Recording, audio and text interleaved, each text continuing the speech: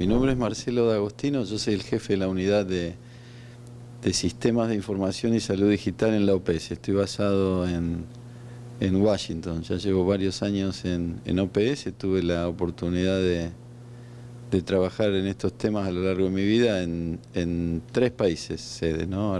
Soy argentino, después estuve 5 años en Brasil y después en Washington. Todo el resto de la carrera fue en Washington, siempre en estos temas, ¿no? Al inicio, y me gustó, agradezco mucho a los colegas de la UCI y a todos, en realidad en Cuba, el tema de hablar de redes, ¿no? Mi primer vida profesional fue en redes y tuve inclusive la satisfacción de estar en las discusiones cuando fue creado y los primeros años de Infomet, que fue como una gran referencia siempre para la OPS de lo que es trabajar en red, en aquel momento más orientado al tema de la literatura científica, el acceso a información científico-técnica y todo eso.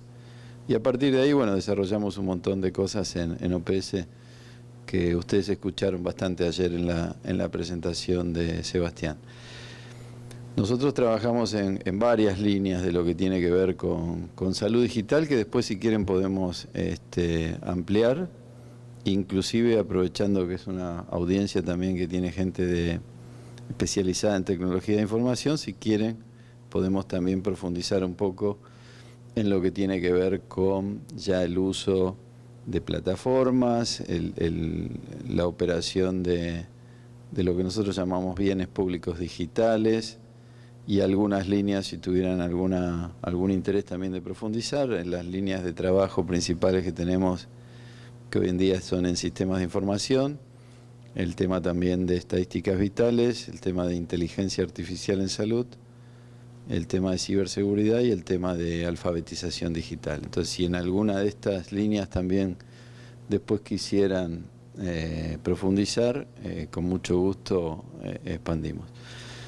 Y en vistas de lo que ayer también se comentó bastante sobre la experiencia de Chile, después vamos a tener un diálogo con Chile y con Belice, pero María José también se ofreció gentilmente a mostrar, además del panel y de comentar, de mostrarles alguna información complementaria de cuestiones que le fueron preguntadas ayer y que fueron comentadas.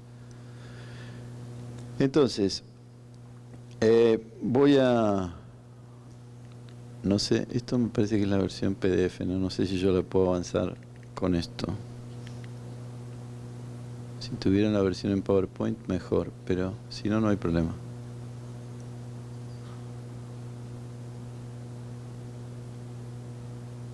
A ver. Ok, muchas gracias. A ver. Ahí estamos.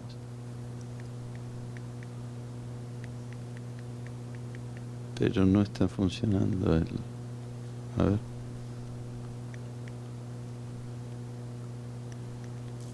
Ahí está. Bueno, esto no lo comento porque ya lo mencionó Sebastián ayer, ¿no? Lo que es la OPS y cómo trabajamos.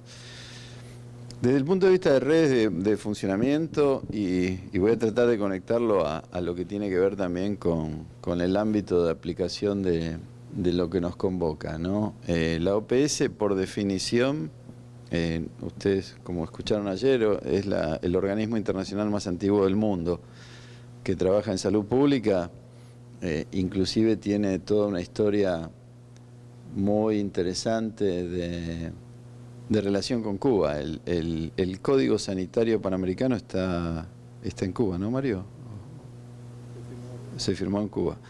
Entonces, desde los orígenes de la propia institución. Entonces, ¿por qué decimos que es una red por propia definición, ¿no? Y esto lo comentamos también y vamos a ampliar un poco la información, porque algo que comentábamos ayer con Leodán, también con el rector, el vicerrector, y lo comentamos el otro día también con la viceministra de Salud, es ver cómo podríamos trabajar conjuntamente con acuerdos de colaboración con la UCI y con otras instituciones, o como centro colaboradores o en diferentes formatos, para poder trabajar en proyectos que después se apliquen al resto de países, ¿no?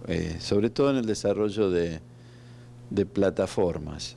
Esto comento también para las personas que estuvieron más familiarizadas con el mundo tecnológico.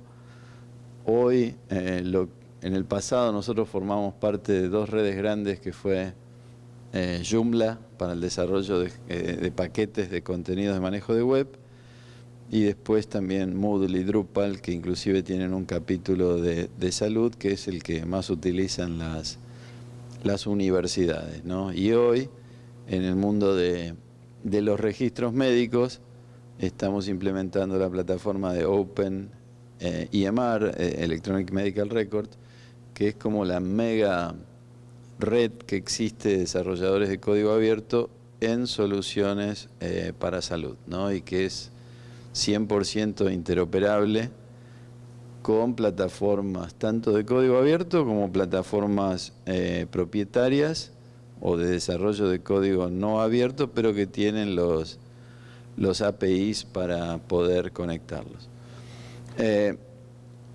Nuestra organización es intergubernamental, es decir, trabajamos y unimos a todos los países sin excepciones. Es inclusive uno de los pocos organismos, porque hay otros organismos, en particular algunos bancos, que trabajan con algunos países sí, con algunos países no. La OPS tiene la característica de que trabajamos con todos los países y territorios, ¿no? Los territorios del Caribe, los territorios ingleses, holandeses, franceses, todo esto forma parte de la organización. Es multidimensional. Ayer se habló bastante de la iniciativa de Una Salud, pero además de eso trabajamos con redes de las más antiguas de las comisiones nacionales de ciencia y tecnología, en Chile creo que se llama el ONCIT, en algunos países se llama el CONACYT, ese tipo de instituciones de ciencia, tecnología, innovación, es decir, más allá también de los tradicionales como es salud, agricultura, ambiente. En el tema de One Health, la OPS también tiene una iniciativa que comenzó mucho antes que exista el movimiento de One Health, que es el concepto, no sé si los que trabajaron con lo de One Health conocen lo de la RIMSA, que es la Reunión Interamericana de Ministros de Salud y Agricultura, a la cual se le agregó dos líneas más, la de ambiente y la de inocuidad de alimentos, ¿no? Y esto lo menciono porque son todas redes. La inocuidad de alimentos se llama COPAIA, que es la Comisión Panamericana de Inocuidad de Alimentos, y todos funcionan como redes complementarias a un Consejo de Ministros de todo el continente de salud, agricultura y ambiente. Tenemos principios, es abierta, es compartida, es decir, lo traté de colocar como si uno estuviera mirando a la OPS como una red. Es una red de redes que convoca. Nosotros trabajamos tanto a nivel de región, pero también tenemos proyectos con iniciativas subregionales, como es CARICOM, como es SICA, Comisca, Mercosur, lo que, como se imaginarán, le agrega mucha complejidad porque hay mucha política en el medio, ¿no? Entonces, a veces puede haber un acuerdo técnico entre dos países en este momento, por ejemplo, interoperabilidad transfronteriza en temas de telesalud, pero eso no necesariamente pasa tan rápido en una discusión de Mercosur el Caribe es más fácil, tiene una unión mucho más sólida que los otros bloques, pero eso hace también que la OPS se transforme como una entidad neutral que convoca, y por eso es que nos interesa mucho incorporar grupos. El director de la OPS, el doctor Barbosa, está promoviendo cada vez más el concepto de que sumemos centros colaboradores. Él, por ejemplo, para que tenga una idea, le puso el desafío al representante de OPS en Brasil, que quería para el próximo año agregar 40 nuevos centros colaboradores, lo cual significa procesos, etcétera, pero nosotros, como muchas instituciones y países, estamos inmersos en estas discusiones geopolíticas complejas, y la manera de funcionar es en red y con la expertise que tienen otras instituciones. Es decir, nosotros no tenemos que agregar un equipo, lo voy a decir muy práctico, por lo que nos convoca. no sería sostenible ni tendría lógica que creemos una estructura con desarrolladores de sistemas especializados en salud o informática médica cuando puede haber instituciones de formación constante que pudieran sumarse como parte de una red de desarrollo. Es resiliente y evolutiva, y eso lo estamos viendo hoy, que la OPS pudo adaptarse, hubo miles de cambios a lo largo de los 120 años que tenemos, y como una vez a mí me quedó muy grabado un ya no sé cuánto para atrás, pero ministro de Salud de Panamá en una reunión, él dijo, pasan muchos cooperantes por el país, van y vienen, algunos con mayor o menor intensidad, pero la única institución que siempre está ahí es la OPS, ¿no? Y es un poco sesgado, pues yo soy de la OPS, pero es la realidad.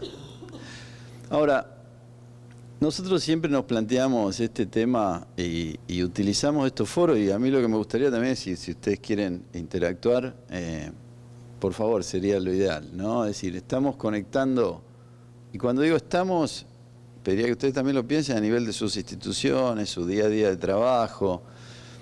Conectamos capacidades para acelerar el tema de la salud digital o se sigue trabajando de manera aislada. Esto lo planteo ayer, se lo decía al rector y lo comenté cuando hablé un poco. Tradicionalmente en la mayoría de los países no existe este debate que tenemos hoy. Es decir, se trabaja por un lado, hay desarrollos tecnológicos que después se ponen a disposición del sector salud. Y lo primero que pasa es que no hay acuerdo. Por un lado existe como una tradición de que la primera reacción es esto no cumple con los requisitos, y del otro lado se dice sí, los cumple, esta es la solución perfecta. Entonces nunca hay un acuerdo inicial y después se empieza a construir ya sobre nuevas versiones. Entonces la construcción inicial debería darse ya de una manera colectiva, desde el propio rol de los analistas de sistemas de información, eso es clave, pero lamentablemente, no sé cómo es en Cuba y me gustaría conocerlo, en la gran mayoría de los países se perdió un poco el concepto del analista de sistemas. Y esto también es sesgado porque yo soy analista de sistemas, es mi primera formación, ¿no? Y para mí era una función clave, es decir, es la persona que analiza, es la persona que diseña, es la persona que sabe hacer preguntas, es la persona que logra ser como un puente entre el usuario y la persona que desarrolla, ¿no? Pero muchas instituciones lo han visto como que todo lo pone en la misma bolsa. Si la persona está formada en algo relacionado con tecnología e información, puede ser analista, puede ser desarrollador, un día es experta en ciberseguridad, al otro día no funciona el proyector y también la llaman porque no funciona el proyector o porque falta el cable y no se puede conectar. Entonces, todos esos roles que por otro lado, en el área de la salud sí está muy bien definido. Ayer hacía el chiste y justo la pegué porque María José es odontóloga. Entonces yo le decía al rector, yo no llevaría a mi madre a operarse el corazón a una odontóloga. Y María José me dice, yo soy odontóloga. Pero es lo mismo, hay especialidades y especialidades. Y en el desarrollo de plataformas complejas que definen la operación de una institución de salud o de un sistema de salud que tiene que estar conectado, que tiene que haber flujo de información, que tiene que haber una arquitectura de información, los analistas de sistemas son los arquitectos. Es decir, si no, no tengo acá a la mano, lo busqué y no lo encontré. Yo tengo una presentación que muestra eso, de los grandes desastres. Es muy fácil de encontrar, porque si uno googlea, pone grandes desastres en la ingeniería, y uno ve cómo quedan las construcciones cuando fueron hechas sin planos.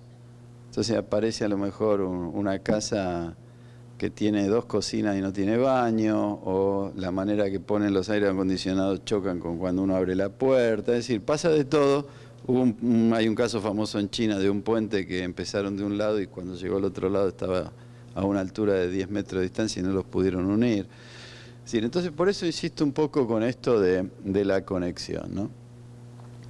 El otro tema, y esto también está pensado, y es siempre un desafío que tenemos como OPS, de que tenemos que pensar en que nuestro trabajo tiene que ser de utilidad para países a lo mejor de la dimensión de Brasil, continentales, que tienen frontera con 10 países, que tienen cientos de millones de habitantes, 6.000 municipios, pero también le tiene que servir, menciono uno porque tenemos una actividad, un datatón en 2 semanas, como es las Islas Vírgenes Británicas, cuya población es de 40.000 habitantes. Entonces, encontrar una solución que pueda ser para un país de 240 millones o de 40.000 habitantes es un desafío. Ahora, la solución son los estándares.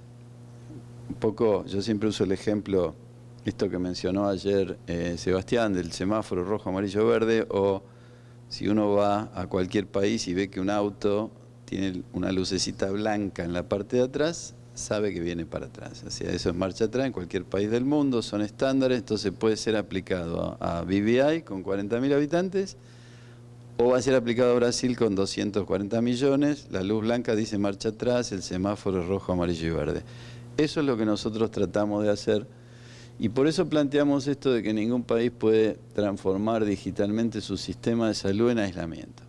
Así sea como mencionaba Leodán ayer, es decir, me conecté a las jornadas de informática médica del Hospital Italiano de Buenos Aires, el tema de ver lo que pasa, el tema de entender, el tema de compartir, es decir, todos necesitamos a alguien, más o menos poderosos, nadie tiene ni todo el conocimiento ni toda la solución y por eso es el poder de las redes, ¿no?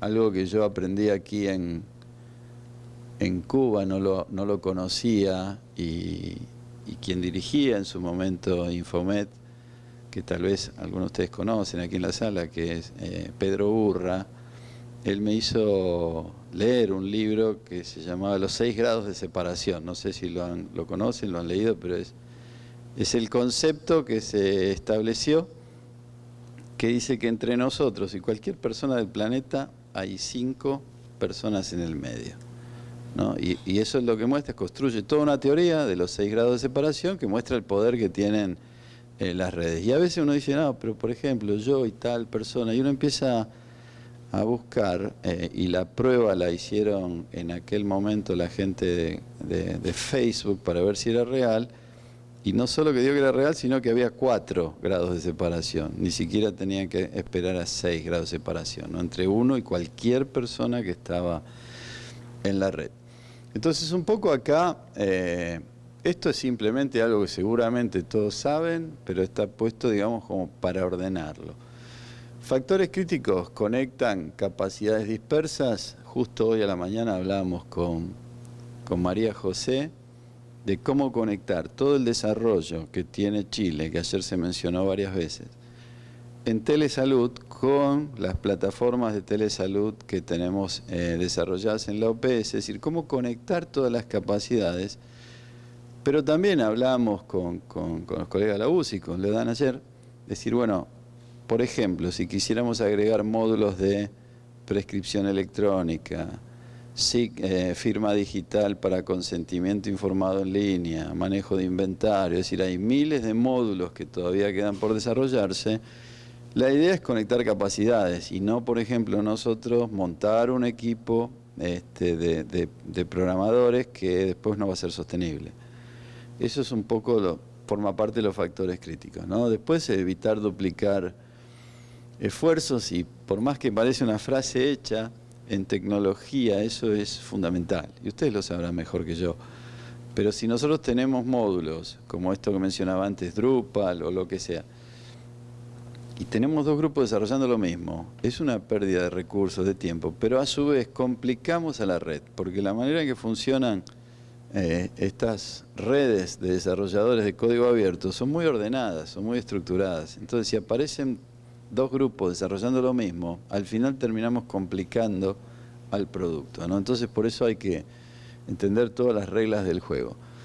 Sin duda, aceleran la adopción de estándares.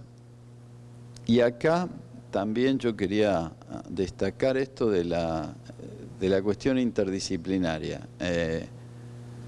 A mí me cuesta seguir viendo que se necesitó una pandemia para que se diga que la telesalud era importante. Es decir, la telesalud y tecnologías para telesalud existen hace más de 30 años. Tecnologías y modelos para interoperabilidad existen hace más de 20, 30 años. Es decir, cuando uno compra un pasaje para lo que sea, en avión, en tren, en colectivo, todos esos sistemas tienen interoperabilidad hace más de 20 años. Recién después de la pandemia se empezó a escuchar a niveles muy altos, inclusive a veces de una manera exagerada, o hay un abuso de la palabra interoperabilidad.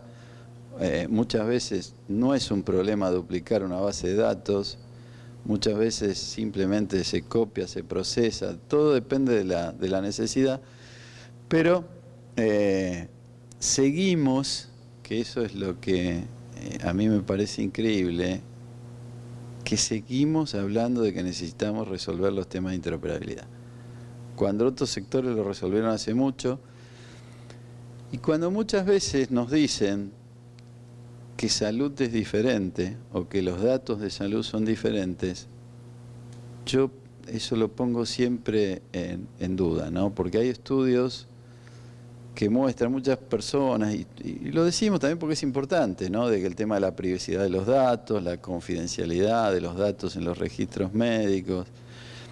Pero hay muchos estudios que muestran que cuando una persona va a una atención médica, lo único que le importa es el resultado. Y si sale con un resultado positivo, sale feliz. No le importa, ni está pensando. Yo les pregunto, ¿cuántas veces que ustedes fueron al médico se quedaron pensando a ver quién ahora va a estar mirando mi registro médico? Y si sale un resultado negativo, sale preocupadísimo, y lo que menos le importa es que alguien estuvo o que va a mirar. Entonces, nosotros mismos a veces creamos unas místicas, y por eso yo creo que lo ideal también en algún momento es juntar a la gente también especializada en comunicación, porque es fundamental, y uno de los motivos por el cual no avanzamos en la aceleración rápida de estándares o no se acelera la transformación digital es porque no lo estamos sabiendo comunicar, y otros sectores lo comunican mucho mejor. Y todos pensamos que somos buenos comunicadores. Y de nuevo lo mismo que lo anterior. Comunicación es otra profesión, igual que lo que es medicina, igual que lo que es arquitectura, ingeniería, etcétera, ¿no? Entonces, un poco el poder de las redes es para la aceleración de estándares, ¿no? La sostenibilidad, sin duda, para mí es uno de los factores más importantes. Sobre todo si se trata con grupos académicos, que es una renovación permanente y una construcción constante. Si hay algo que es sostenible en la gran mayoría de los países es la academia. Otros sectores van, vienen, aparecen, tienen más o menos recursos, depende de lo que se prioriza. El tema de la alfabetización digital, y eso es algo que yo recuerdo, nosotros teníamos un proyecto con Infomet que se llamó alfabetización informacional. No les gustaba el concepto de alfabetización digital a unos 15 años atrás, más o menos. Después se adoptó, y el concepto de alfabetización digital es justamente el fortalecer las capacidades de los trabajadores o trabajadoras de salud en el mundo digital, y no la parte simplemente manejo tecnológico. Es decir, el componente de salud y alfabetización digital, que en realidad no fue creado por la OPS, es un concepto que creó la UNESCO, viene a decir qué se necesita, qué necesita una persona hoy para trabajar en un mundo que de un día para el otro le ofrece 400 herramientas de inteligencia artificial, que habla que para todo hay que hacer plataformas, a veces excesivo. Doy un ejemplo, a mi mamá no le gusta que la cite siempre, pero a mí me encanta porque también es un sesgo, ¿no? Pero tiene 87 años y trata de ser muy tecnológica con las limitaciones de la propia generación. Y viajando con ella, yo le puse el desafío que sea ella la que resolvía todo en un aeropuerto, donde todo era, hasta donde estaban los baños, había que escanear un código QR. Y se volvió completamente loca, pobre. Porque yo decía, ¿cuál es la necesidad de, en vez de poner un cartel que diga baño, escanear el código QR y tener que ver en el celular el mapita hasta dónde llegaba, ¿no? Entonces, pero hacia eso se va. Entonces, un poco, el concepto del programa de alfabetización digital es entender todo eso, es saber buscar información, es saber comunicarse con las herramientas de inteligencia artificial, es aceptar que está todo eso, es decir, no podemos... A mí me sorprende que a veces muchas personas dicen, no, hay que tener muchísimo cuidado con la inteligencia artificial. Sí, hay que tener cuidado, pero no es algo que decidimos nosotros, es algo que ya está. Y es algo que muchas veces estamos usando en los teléfonos, en las computadoras, en muchas ocasiones de la vida, y no sabemos que estamos usando inteligencia artificial. Cuando volamos, muchas veces el 90% del vuelo está siendo comandado por un algoritmo.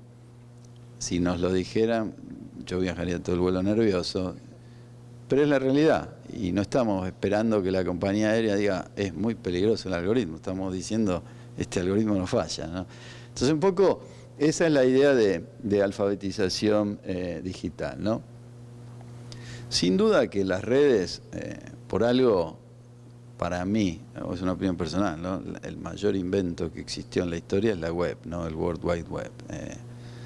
Me impresiona, ayer se lo decía a los colegas Mario, María José, me impresiona, esto no tiene nada que ver con la presentación, ¿no? Pero yo siempre en Cuba me siento muy cómodo. Entonces, ¿cómo es posible que invenciones como la web, el World Wide Web, no está tan claro quién las inventaron? Si yo digo quién inventó la luz, dice Thomas Edison. Hay invenciones del pasado que eran mucho más marcadas. Si yo pregunto, ¿quién inventó el mouse? Nadie tiene la menor idea de quién inventó el mouse. Y es una herramienta que no podríamos vivir, bueno, ahora ya con el contacto, ¿no?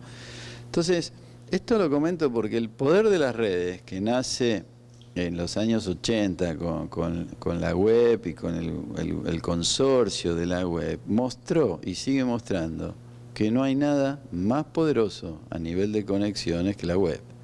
Entonces, ese es el modelo, y a mí me gusta mucho una definición que dio Al Gore, que fue vicepresidente hace mucho tiempo en Estados Unidos, que dijo que la web iba a ser una nueva forma de sociedad orientada a las personas. Y hoy a esa nueva forma de sociedad se le agrega la capa de inteligencia artificial. Entonces tenemos que utilizarla, ¿no? Y este es un mensaje que siempre trato de pasar para el sector salud. El sector informático no necesita convencerse de eso, el sector salud a veces lo sigue mirando como una herramienta más de apoyo, como se miró en el pasado el PowerPoint, o como se miró en el pasado a las herramientas para escribir texto. Esto es diferente, esto tiene que ser parte, es decir, desde la concepción. Ayer le mostraba al rector de la universidad, no sé si lo vieron, pero China ya lanzó un hospital gigantesco cuyo concepto es un hospital sin humanos. No es un hospital virtual, es un hospital físico, pero toda la interacción es con robots. Entonces, ¿es una locura? Puede ser una locura, es debatible, pero es una realidad. Y ayer estaba el ministro de Salud de Brasil con una delegación enorme de Brasil en China, viendo cómo todo eso, entonces tarde o temprano eso va a estar. Entonces cuando uno ve que algo viene, es mejor estar adelante, es mejor sumarse a eso para no quedar por fuera. Nosotros usamos mucho el concepto de los aceleradores, ¿no? Y queremos con esto también aprovechar el momento. En Cuba tal vez me animaría a decir que es diferente porque, al menos en mi contacto, desde hace ya más de 20 años con el país, tuve la oportunidad de venir varias veces, siempre han estado a la vanguardia con la visión, es decir, nunca hubo una duda, la conceptualización de la red Infomet era algo que ningún país tenía. Yo me acuerdo que hasta le preguntaba a los colegas, pero ustedes también le dan el servicio de email al sector salud. Y eso era algo que no existía. Entonces, eso es muy interesante, lo conecto a lo que fue la apertura del evento de ayer, ¿no? Pero hay otros países que hoy necesitan este concepto del acelerador.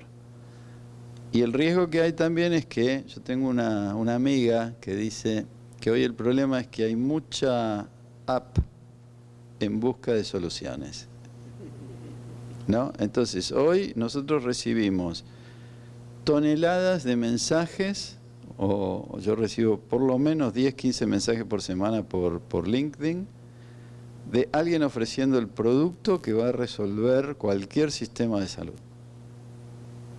O me pasó hace poco que me llaman de la Secretaría de Comercio de Estados Unidos preguntando si era real que la OPS estaba avalando una empresa que estaba ofreciendo software para plataforma de registros médicos en un país enorme. No sé, yo le dije, no sé ni lo que me están hablando. Primero pensé que era una llamada falsa que después me iba a terminar vendiendo algo.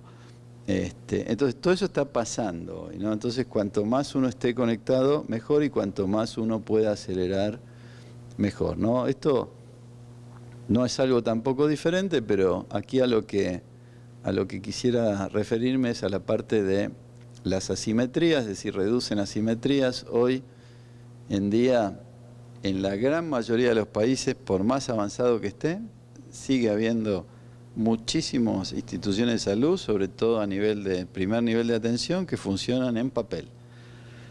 Y muchas veces no es por un tema de falta de recursos o algo, sino que es porque no lograron actualizar la legislación.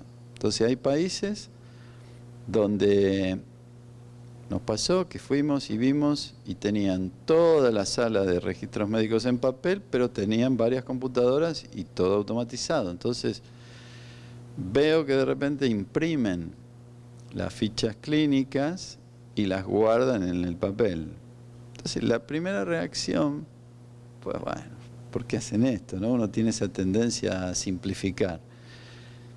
Y la directora del centro de atención primaria me dijo, es que no logramos cambiar la ley. Y la ley dice que tiene que estar en papel y firmada a mano. Entonces logramos avanzar en todo lo digital, pero no nos acompañó. Entonces fuimos a hablar era la jueza general del territorio, ¿no? Y nos dice, pero ustedes nunca me dicen bien lo que quieren. Y si a mí me pasaron ahora que firme para aprobar una ley de la adopción, y ella lo leía a propósito, ¿no?, de la CIE 11, y nadie nos explicó qué cosa es la CIE 11. Entonces yo le digo, forma parte de la familia internacional de clasificación. Me dice, ¿qué es la familia internacional de clasificación? Y ustedes piden que yo firme una ley para aplicación en todo el país. Entonces, no es tan simple como a veces uno dice, estos abogados toman 10 años en hacer las cosas, ¿no? Y por otro lado, también se produce algo, como los tiempos políticos son cortos, que como existe y está implantado el concepto de que algún cambio legal va a tomar muchos años, nunca se empieza. Y un refrán que yo escuché una vez aquí a una colega en Cuba, en una de las reuniones de Cuba Salud, fue, bueno, dice, si algo va a tomar 3000 años, hagamos como dicen los chinos, empecemos mañana, empecemos cuanto antes. Pero en la legislación siempre es uno de los cuellos de botella que existen, ¿no? Y eso genera, que ayer se mencionó mucho, el tema de los sesgos algorítmicos. Es decir, yo puedo decir, bueno, tengo un algoritmo que pareciera que funciona muy bien, pero a lo mejor está hecho sobre datos que no se aplican o que no reflejan realidades poblacionales, genéticas, etcétera, ¿no? Entonces, si nosotros no trabajamos en las bases fundacionales para que mientras se avanza y se acelera la transformación digital, acompañar a que no exista más el manejo de información en papel, siempre va a haber asimetrías y las inequidades se van a agrandar en lugar de reducirse. Los elementos como nosotros, cada vez que trabajamos con un país y trabajamos ya en proyectos implementados, tenemos este modelo de operación de red efectiva, ¿no? Primero, tener una gobernanza, es decir, también ha pasado que hay mucha informalidad en esto de las redes que dice, trabajamos en red, y en realidad es una declaración de intenciones, ¿no? Entonces nosotros decimos, bueno, una vez que trabajamos bien, que nos queremos, nosotros con María José nos queremos mucho. Yo no sé si mañana o me reemplazan a mí o reemplazan a María José, va a seguir la misma relación en el mundo de salud digital entre OPS y Chile. Entonces hay que formalizarlo de alguna manera, ¿no? Entonces un poco los marcos de gobernanza, establecer estándares y marcos de confianza tecnológicos Es decir, no solamente un marco de confianza tradicional, por decirlo de alguna manera, sino que hay, ustedes lo conocerán muy bien, los marcos de confianza, sobre todo cuando se trata de, por ejemplo, certificados digitales de vacuna o cualquier tema que incluya interoperabilidad transfronteriza o entre sectores. Un poco también mencionando que no hemos aprendido de otros sectores, el tema de interoperabilidad transfronteriza, la gente que maneja documentación, es decir, los que manejan pasaportes, eso lo resolvieron hace 30 años. El hecho de que uno va a cualquier país, muestra el pasaporte y ese pasaporte se verifica. Si ustedes piensan por un segundo que en una página del pasaporte, en lugar de una visa, está el certificado de vacuna, ya hubiéramos resuelto esto hace 30 años. Y eso es lo que no estamos haciendo. Lo que estamos intentando hacer es hacer un nuevo pasaporte. Y después, en lugar de usar la identificación única de los ciudadanos, yo participé en centenas de discusiones de a ver quién era el país más creativo para buscar un identificador único. Y empezaban con las combinaciones. La fecha de nacimiento combinada, multiplicada, elevada a la enésima potencia, dividido por 2, le agrego una A al final.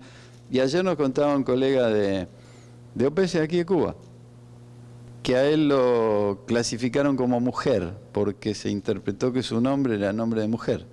Entonces, cuando se hacen ese tipo de cosas, es cuando se complican la historia. Si uno pudiera trabajar con marcos de confianza, que se prueben las cosas, eso aceleraría.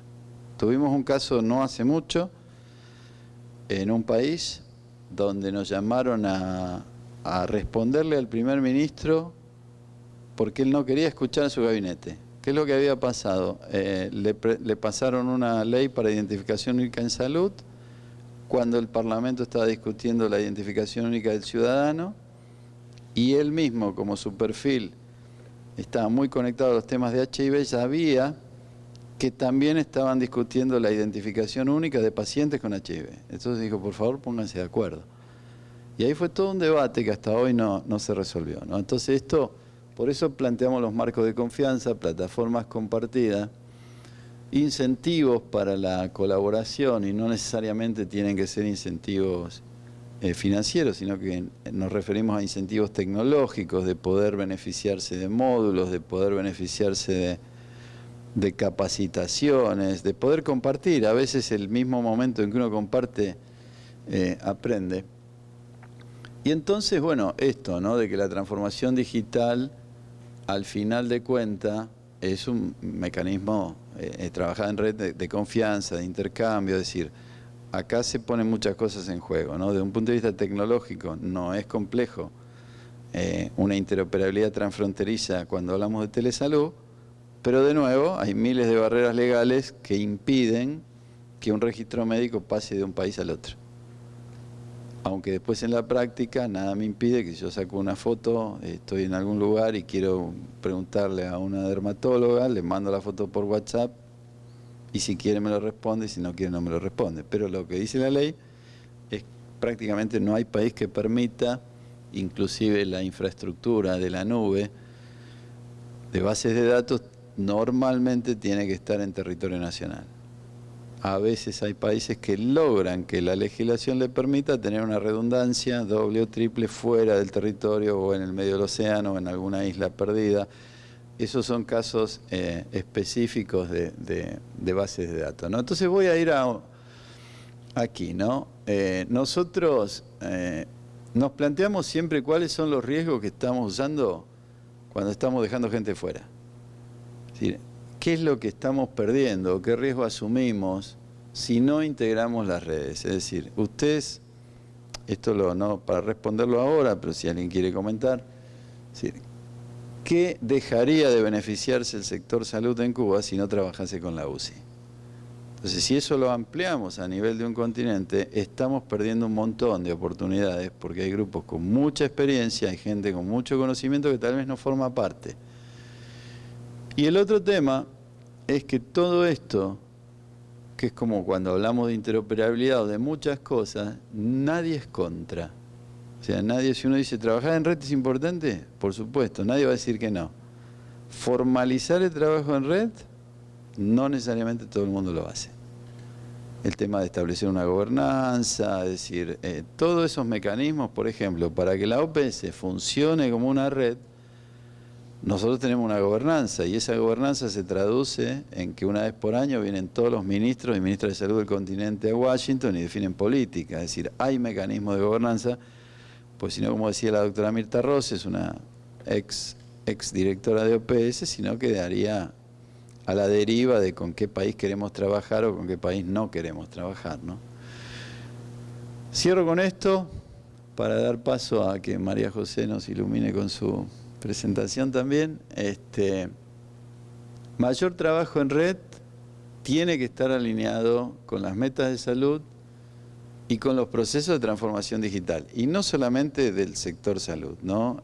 Sabemos que Cuba también está en un proceso de transformación digital gubernamental y entonces esto sí es fundamental y hay muchos países que por alguna razón el sector salud no participaba de las discusiones de gobierno electrónico y entonces después, cuando habían avanzado mucho en algunas partes de la transformación digital del sector salud, tuvieron que retroceder porque, no sé, y esto sería interesante si nos lo cuentan, como es aquí en Cuba, pero en la gran mayoría de los países donde ya hay iniciativas de transformación digital gubernamental, es a ese nivel que se deciden los estándares, es a ese nivel que se deciden las priorizaciones, las inversiones, las asignaciones de grupos de trabajo, y después se lo comunican a los diferentes sectores, ¿no? Entonces es fundamental que cuando un país tiene un plan de transformación digital de salud, esté 100% integrado